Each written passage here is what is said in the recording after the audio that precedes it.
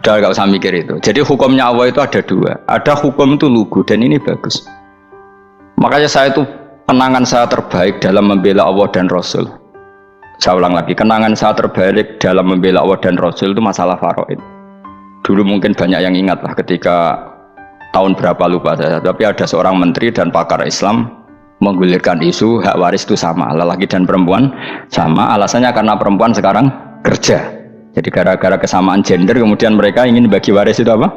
Sama lidzakari mislu hadzil unsayain itu ditentang. Gerakan itu pernah menguat, termasuk yang bisa dengan tanda kutip bisa menghentikan gerakan itu termasuk itu saya. Yang punya pikiran gitu tak parani, tak tantang begini, saya bilang gini. Anda ngomong ini itu karena pinter apa karena tren? Tak tanya. Ya karena pinter. Saya ini kan orangnya keren, punya kepangkatan jos lah. Ya kepangkatan jos, kepangkatan dunia, mesti nak cara pangeran bojos ora ya ora roh. Cara ukuran dunia itu jos lah. Tak tanya. Saya itu Pak Ba, termasuk yang setuju gerakan kesamaan gender. Dulu kan lelaki perempuan itu beda sekali karena lelaki kerja perempuan enggak. Sekarang sama-sama kerja maka warisnya harus sama. Terus saya tanya gini, lalu penyebab warisan itu kerja apa lelaki? Dia jawab kerja. Dia nggak ngerti kalau ngadepin saya. Saya ini kan orang alim yang biasa belajar mantek. Dia ini roh nak aku ngalim. Sembrono ya jadi ini.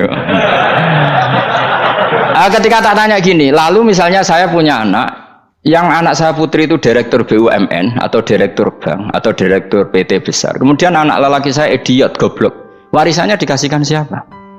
Kalau kerja adalah alasan dapat warisan, berarti anak saya perempuan itu yang dapat warisan dong. Anak saya lelaki kan idiot, nggak kerja.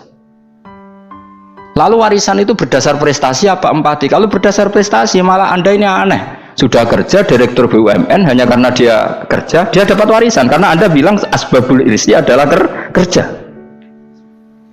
Kalau saya bilang karena empati, saya juga gak fair. Yang kerja juga butuh modal gak saya warisi, tapi yang idiot tak warisi karena warisan berdasar empati. Lalu Anda milih mana? Bingung deh. Sampai dia ikrar, saya belum pernah mendapat perlawanan seperti ini karena Anda ngomong sama orang-orang goblok, kata saya. Terus saya bilang, saya ini ngaji Wahab khatam berkali-kali. Anda mungkin baca kitab Wahab itu hanya terjemah. Maka menurut Islam yang menjadi hak waris itu sebabnya zukurah wal unasah, kelelakian menjadi dapat dua bagian, keperempuanan menjadi satu bagian, dan itu Islam tidak mau urusan dengan prestasi maupun empati, mujarrodul zukurah dan mujarrodul unusah. Sehingga dengan seperti ini tuh Islam nggak ribet. Coba kalau kamu pakai ilatul hukmi, pakai cara berpikir logika, malah ruwet. Karena tadi kalau kesamaan gender itu karena perempuan kerja, lalu misalnya yang lelaki idiot misalnya atau pengangguran, warisan kamu kasihkan siapa? Kalau kerja itu menjadi alasan hukum, kamu kasihkan yang perempuan kan? Aneh nggak? Yang sudah kerja malah kamu kasih warisan, yang nganggur enggak? Berarti berdasar prestasi atau berdasar empati. Kalau kamu dapat warisan, idiot dulu dong. Idiot dulu, goblok dulu, kecelakaan dulu, baru dapat warisan karena dapat empati. Yang sudah PNS nggak perlu dapat warisan karena sudah juga ruwet. Fikih seperti ini ruwet nggak? Ruwet. Nah, kata Imam Haromen gurunya Ghazali, agama itu kadang dinuna dinul ajais. Kita ikut yang lugu saja. Allah bilang lelaki dapat dua bagian dari perempuan, ya lelaki ya yang punya alat kelamin, penis. Perempuan yang punya farji, ya sudah gitu aja, gak usah ruwet-ruwet. Kenapa begitu? Ya sudah seperti itu. Nanti lama-lama gini kalau diterusin. Ada seorang dokter fikih perempuan, dia menguasai fikih sholat. Ruhin lanang tapi gak menguasai fikih sholat. Rohnya mau pesolatan misalnya. Lalu yang jadi imam siapa kalau berdasar prestasi? Perempuan dong, karena dia doktoral fikih sholat. Dia menguasai aneh-anehnya sholat. Goro ibu masaili sholat dia menguasai. Sementara Rukin takoki sholat apa Rukin? Pokoknya ini Gus ngadeg terus lugu. Terus ngadeg malih. Apa? Kadang mulan. Nak salam ngalerian. Dia tahunya hanya itu dok. Lalu kalau nuruti imam sholat adalah yang terpandai dalam fikih sholat, tentu yang imami perempuan. Tapi agama ini tidak seperti itu. Pokoknya wong lanang imami. Wong beda. Jadi makanya kata Imam Haromen dinuna dinul ajais. Sampai Said Muhammad itu sering ngutip beliau gini kan, Allahumma imanan ka imanil ajais, ya Allah Semoga iman saya menerima konsep engkau itu kaimanil ajais. Imannya wong wedok-wedok sing lugu. Ajus itu perempuan lugu yang sudah sepuh. Jadi misalnya ngukur anak seneng ya anak kono gedang goreng, ngekei duit, ya lugu saja. Itu bagus. Daripada kamu pakai argumentasi, karena argumentasi ini sebetulnya kelihatan cerdas, tapi ada kebodohan masif. Karena tadi, kalau hak waris kita otak-atik dengan prestasi, maka yang pro empati akan protes. Paham ya? Masa yang sudah kerja dikasih banyak, yang idiot enggak?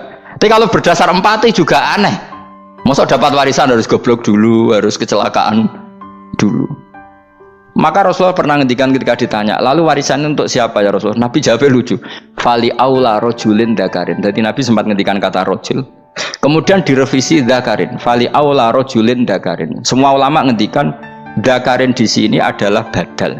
Nabi ngendikan rojulin. Kemudian Nabi ingat kalau rojul itu identik dengan lelaki dewasa. Apa? Kemudian Nabi mengulang lagi dakarin. Tidak harus dewasa, yang penting lelaki. Jadi meskipun baru lahir, kalau dalam keadaan baru lahir namanya apa? Kan dakarin kan? Belum bisa dikatakan rojul. Paham ya? Nabi ngulang 2 kali. Fali aula rojulin dakarin. Ini penting saya utarakan supaya clear. Jadi agama itu gak usah diotak-atik. Ya itu tadi misalnya imam sholat itu lelaki. Ya sudah lelaki. Lelaki itu apa? Yang punya alat kelamin lelaki. Jangan dibalik ini. Yang dikatakan lelaki itu orang kuat. Jika meskipun perempuan kalau kuat, misalnya perempuan anggota poluan, lelakinya cemen, idiot, maka imamnya perempuan gitu. Karena makna lelaki adalah kuat. Ini keruwetan. Jadi agama itu tidak seperti itu. Nah sekarang kembali ke pilihan. Yang dikatakan pilihan itu orang hebat. Apa yang dipilih? Apa berdasar definisi? Apa berdasar kehendak yang milih? Loh kok mulai pinter, tumben udah pinter. Alam raya ini milik Allah dan semua di alam raya ini milik Allah, maka dipilih tidak dipilih itu terserah yang punya apa terserah kita, apa terserah kriteria, apa terserah definisi. Dalam konteks kita sebagai objek diambil, tentu terserah yang punya. Kemudian Allah bilang, orang-orang itu saya pilih. Nah kalau milihnya Allah berdasar kepunyaan, tentu Allah boleh dong memilih orang yang sebetulnya berstatus dolim.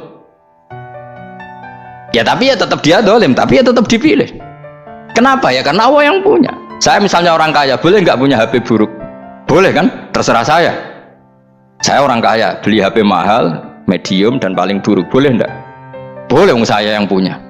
Nggak boleh, Gus, dengan orang kaya harus beli HP yang mahal. Yang bilang harus siapa? Nah kegoblokan kita ini seperti ini. Nak wong sugih HP ini kudu larang. Nak wong alim kudu bojone ayu. Sing kudu darani kudu ayu ku sapa?